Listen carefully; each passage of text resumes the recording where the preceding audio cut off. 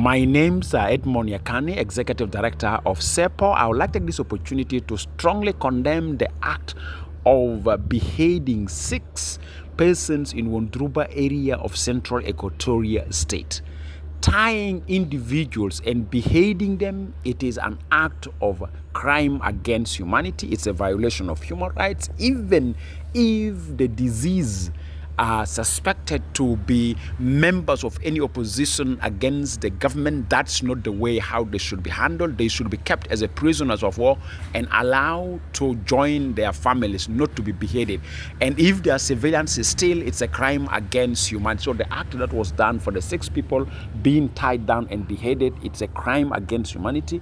It's a human rights violations, and that deserve the perpetrators behind that act to be held accountable. Unfortunately, this act is happening in the face of His Excellency Governor General Jadala of Central Equatoria State. Is in his field visit to southern Central Equatoria State, namely Yei, Lanya, Kajukeji, and Morobo.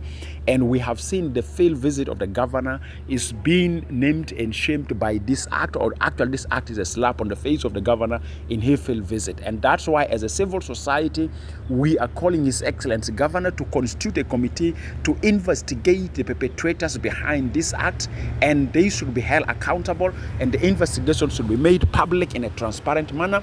We call upon citizens to take a responsibility of investigating the same act, because we believe this act are within the parameters of violation of the cessation of hostility agreement and protection of civilians as agreed upon by the party signatory to our access. But also we call upon UN Human Rights Commission to take responsibility of investigating the perpetrators behind this violence, including UNMISS Human Rights Division. But also we call upon the leadership of South Sudan People's Defense Force, specifically the CDF, to take an action of knowing the perpetrators behind this act, because one name of alleged perpetrator that came out is someone called Kenyi Warrior, who is an ally of South Sudan People's Defense Force. And South Sudan People's Defense Force should utilize the Ministry of Justice court martial to investigate this case and hold the perpetrator accountable. But also this act is an immediate test to the recently established special court in the Ministry of Interior for holding perpetrators of human rights violations from law enforcement agencies against civilians.